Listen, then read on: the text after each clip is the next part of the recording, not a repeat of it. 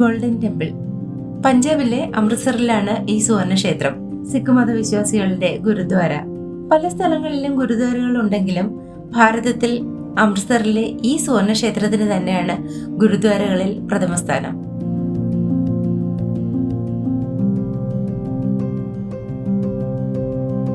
ക്ഷേത്രത്തിന്റെ പുറത്തെ കാഴ്ചകളാണ്.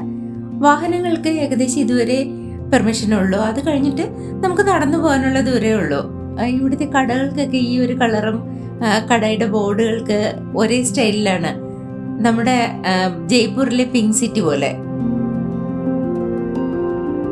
ഒരു ദീർഘചതുരാകൃതിയിലുള്ള ജലാശയത്തിന് നടുക്കാണ് ഈ ക്ഷേത്രം. ഈ ജലാശയത്തെ സരോവർ എന്ന് പറയുന്നു.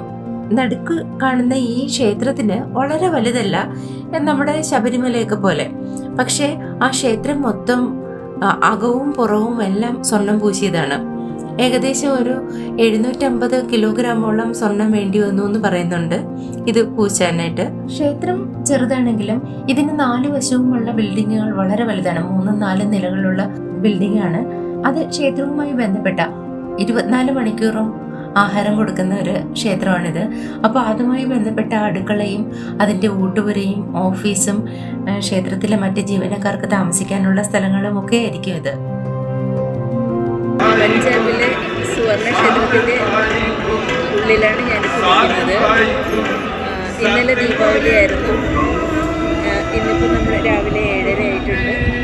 അപ്പോൾ സൂര്യൻ ഉദിച്ചു വരുന്നുണ്ട്. നമുക്ക് അതിൻ്റെ ആ പ്രഭയും ഇതിങ്ങനെ തിളങ്ങുന്നത് നമുക്ക് കാണാൻ പറ്റും. ഞങ്ങൾ അതിന് വേണ്ടിയിട്ടാണ് വെയിറ്റ് ചെയ്യുന്നത്.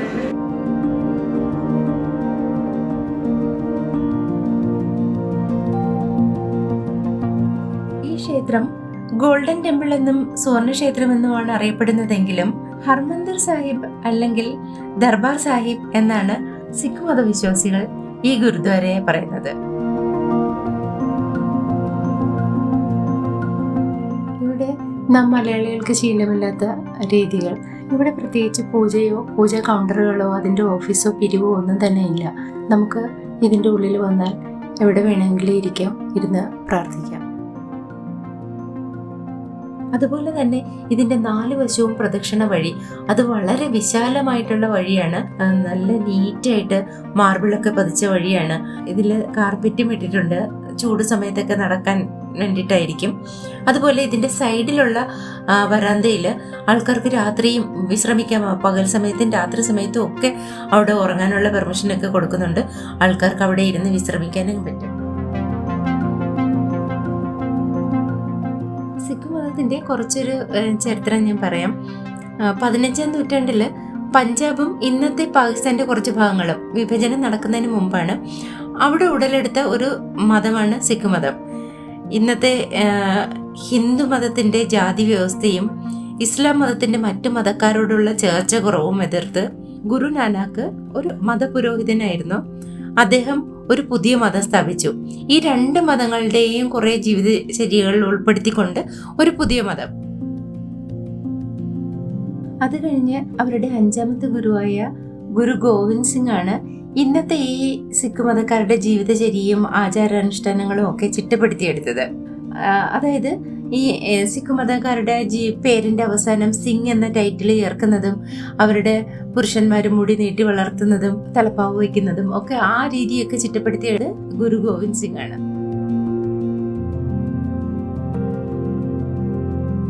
ഹിന്ദു മതത്തിന്റെയും ഇസ്ലാം മതത്തിന്റെയും കുറെ ഏറെ ജീവിതചര്യകൾ ഇതിൽ ഉൾപ്പെടുത്തിയിട്ടുണ്ട്. അതുകൊണ്ടായിരിക്കാം എല്ലാ ഗുരുദ്വാരകളിലും നാനാജാതി മതസ്ഥർക്കും, അങ്ങനെയല്ല എല്ലാ മനുഷ്യർക്കും പ്രവേശനമുണ്ട്. അവരുടെ ചെറിയ ചില ചിട്ടകൾ നമ്മൾ പാലിക്കണമെന്നേ ഉള്ളൂ. അതായത് നമ്മൾ ഈ ക്ഷേത്രത്തിലോട്ട് പ്രവേശിക്കുമ്പോൾ തലയിൽ ഒരു തുണി കൊണ്ടൊന്ന് കവർ ചെയ്യണം എന്നുള്ളത്. അത് ബുദ്ധിമുട്ടൊന്നുമില്ല. സ്ത്രീകളാണെങ്കിൽ ദുപ്പട്ടയൊന്ന് തലയിൽ കൂടെ ഇടണം, അതല്ലെങ്കിൽ സാരിയുടെ തുമ്പൊന്ന് ഇടണം. പുരുഷന്മാർക്ക് ഒരു കർച്ചീഫ് എടുത്ത് കെട്ടിയാലും മതി. അതല്ലെങ്കിൽ അവിടെ എല്ലാ സ്ഥലത്തും ബാസ്ക്കറ്റിൽ വെച്ചിട്ടുണ്ട് തുണികൾ, അതെടുത്ത് ഒന്ന് കവർ ചെയ്യണം. പിന്നെ കാല് കഴുകണം. കാല് കഴുകാനും ബുദ്ധിമുട്ടില്ല. നമ്മൾ നടന്ന് അതിൻ്റെ ഉള്ളിലോട്ട് പ്രവേശിക്കുമ്പോൾ വെള്ളം ഒഴുകിക്കൊണ്ടിരിക്കുക, അതിന് ചവിട്ടിയിട്ടേ നമുക്ക് മുമ്പോട്ട് വരാൻ പറ്റുള്ളൂ.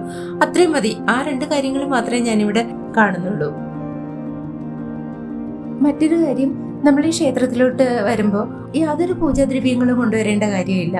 പൂക്കളോ മാലയോ എണ്ണയോ വിളക്കോ ഒന്നും കൊണ്ടുവരണ്ട. അങ്ങനെ എന്തെങ്കിലും ചെയ്യണമെങ്കിൽ ഇവിടെ വോളണ്ടറി സർവീസ് ഉണ്ട്, അത് ചെയ്യാം. അത് ഞാൻ പിന്നീട് പറയാം. അതിനു മുമ്പ് ഈ ക്ഷേത്രത്തിന്റെ ഉള്ളിൽ നമ്മൾ എന്താണ് പൂജിക്കുന്നത്, എന്താണ് അതിൻ്റെ ഉള്ളിൽ, വിഗ്രഹമാണോ, എന്തിനാണ് നാം പൂജിക്കുന്നത്, എനിക്ക് വളരെ ആകാംക്ഷ ഉണ്ടായിരുന്ന ഒരു കാര്യമാണ്. അത് ഞാൻ പറയാം. സിഖ് മതക്കാരുടെ ഒരു വിശുദ്ധ ഗ്രന്ഥമാണ് ഗുരു ഗ്രന്ഥ് സാഹിബ്. ഗുരു നാനാക്കും അദ്ദേഹത്തിന്റെ പിൻഗാമികളും എഴുതിയിട്ടുള്ള വിശ്വാസ സംഹിതകളാണ് ഇതിനുള്ളിൽ. ഇതിൽ 1430ഓളം പദ്യങ്ങൾ, ദൈവത്തെ വാഴ്ത്തുന്ന ശ്ലോകങ്ങളാണ് ഇതില്. പിന്നെ ഗുരു നാനാക്ക് തന്റെ ശിഷ്യന്മാർക്ക് പറഞ്ഞു കൊടുത്തിരിക്കുന്ന ജീവിതചര്യയും പ്രാർത്ഥനകളും ഉണ്ട്. അത് കഴിഞ്ഞു വന്നിട്ടുള്ള ഗുരുക്കന്മാരുടെ ചിന്തയും വിശ്വാസങ്ങളും ഒക്കെ പലപ്പോഴായി ഇതിൽ എഴുതി ചേർത്തിട്ടുണ്ട്. ഏകദൈവം, ഒരു ജാതി, ഒരു വംശം, ലിംഗഭേദമന്യേ പൂജ, ഇങ്ങനെയുള്ള നൂതന ചിന്താധാരകളാണ് ഇതിൽ ഉൾപ്പെടുത്തിയിരിക്കുന്നത്.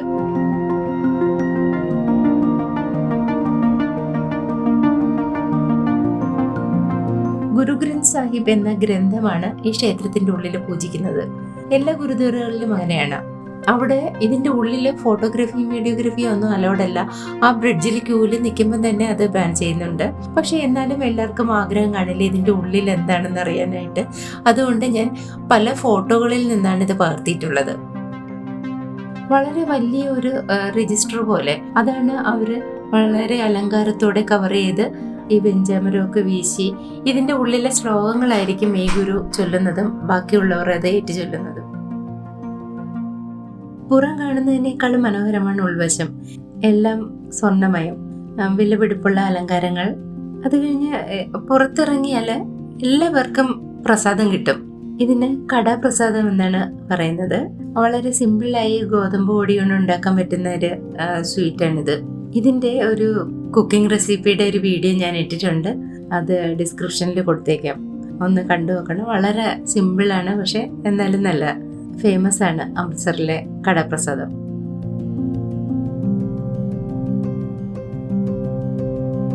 നമ്മുടെ നാട്ടിലെ ശബരിമല കിട്ടുന്ന അരവണ പായസം പോലെയും ഉണ്ണിയപ്പവും ഗുരുവായൂരിലെ പാൽപ്പായസം, അതല്ലെങ്കിൽ തിരുപ്പതിയിലെ ലഡു, ഇതുപോലെ ഗോൾഡൻ ടെമ്പിളിൻ്റെ പ്രധാനപ്പെട്ട പ്രസാദമാണ് കടാപ്രസാദം. പക്ഷേ ഇതിൻ്റെ പ്രത്യേകത എന്താണെന്ന് വെച്ചാൽ ശുദ്ധമായ നെയ്യിൽ ഗോതമ്പ് പൊടി വെച്ചുണ്ടാക്കുന്നതാണ്. ഇത് നമുക്കിവിടെ കൗണ്ടറിൽ 10 രൂപയേ ഉള്ളൂ. ഒരു കപ്പാണിത്, ഇല വെച്ചുണ്ടാക്കുന്ന ബൗള് പോലെ. അതിൽ നമ്മൾ സ്ലിപ്പ് എടുത്തു കഴിഞ്ഞാൽ അടുത്ത കൗണ്ടറിൽ നിന്ന് നമുക്കത് കിട്ടും. കൂടുതൽ വേണമെങ്കിലും പ്ലേറ്റിലും ഒക്കെ കിട്ടുന്നുണ്ട്, കുറച്ചുകൂടെ വില കൊടുക്കണമായിരിക്കും.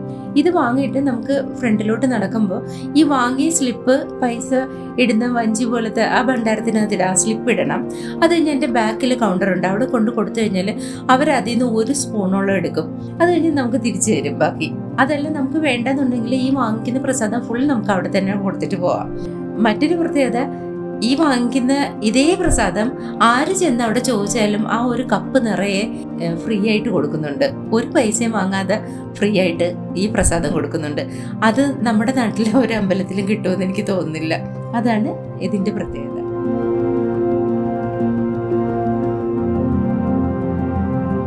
ഇനി നമുക്ക് സുവർണക്ഷേത്രത്തിലെ ഏറ്റവും പ്രധാനപ്പെട്ട, ഏറ്റവും ഫേമസ് ആയിട്ടുള്ള കിച്ചൺ കാണാം.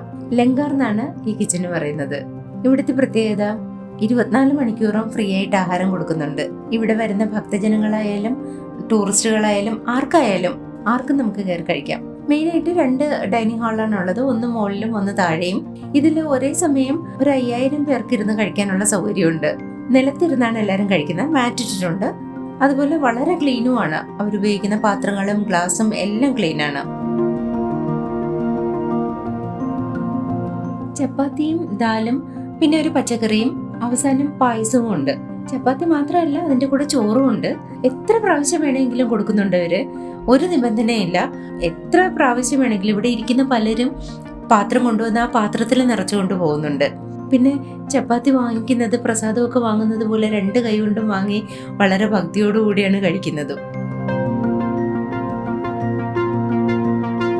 24 മണിക്കൂറും പ്രവർത്തിക്കുന്ന ഈ ലങ്കാറിലെ 90% ജോലിയും ചെയ്യുന്നത് വോളണ്ടിയേഴ്സാണ്.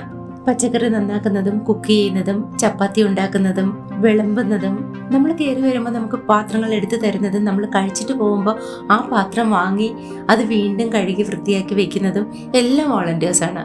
നമുക്കും വേണമെങ്കിൽ അതിൻ്റെ കൂടെ പങ്കുചേരാം. കുറച്ച് മണിക്കൂർ നേരത്തേക്ക് വേണമെങ്കിലും ഇതിലെല്ലാം പങ്കെടുക്കാം. അതെല്ലാം ഒരു ഫുൾ ഡേ നിന്ന് വേണമെങ്കിലും നമുക്ക് സഹായിക്കാം.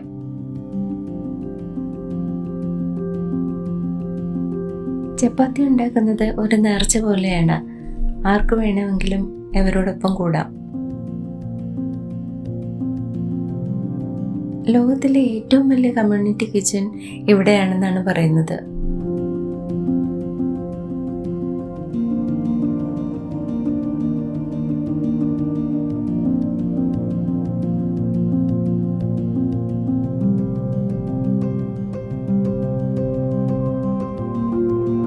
അതുപോലെ ഇവിടെ പല ഭാഗത്തും വെള്ളം വെച്ചിട്ടുണ്ട്. ഓരോ കോർണറിലും നല്ല ക്ലീൻ ചെയ്ത് വൃത്തിയുള്ള പാത്രങ്ങളിൽ.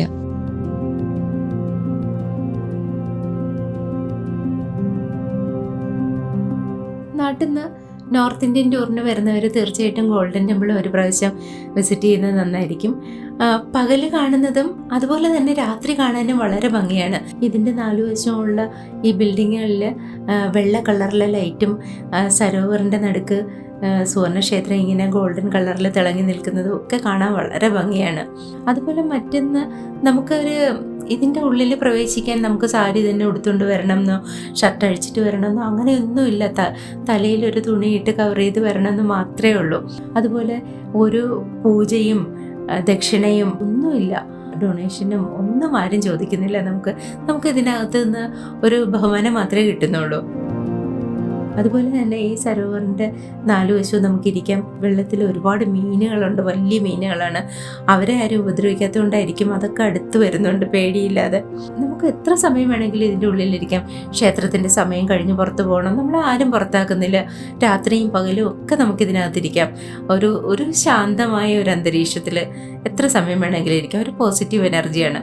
ശരിക്കും നമ്മുടെ കുട്ടികളൊക്കെ അറിഞ്ഞിരിക്കണം ഇങ്ങനെയും ആരാധനാലയങ്ങളുണ്ടെന്ന്. എൻ്റെ വളരെ നാളത്തെ ഒരാഗ്രഹമായിരുന്നു ഗോൾഡൻ ടെമ്പിൾ, ഈ ഗുരുദ്വാര എന്ന് വന്ന് കാണണം എന്നുള്ളത്. ശരിക്കും എനിക്ക് മറക്കാൻ പറ്റാത്തൊരു അനുഭവമാണിത്. കഴിയുമെങ്കിൽ എല്ലാവരും ഒരു പ്രാവശ്യം വന്നെന്ന് കാണുന്നത് നന്നായിരിക്കും. അതുപോലെ തന്നെ ഒരു റിക്വസ്റ്റും കൂടെ ഉണ്ട് എനിക്ക്. ഈ ഒരു സന്ദേശം, എൻ്റെ ഈ വീഡിയോ മറ്റുള്ളവർക്കും കൂടെ ഒന്ന് ഷെയർ ചെയ്താൽ നന്നായിരുന്നു. താങ്ക്സ്.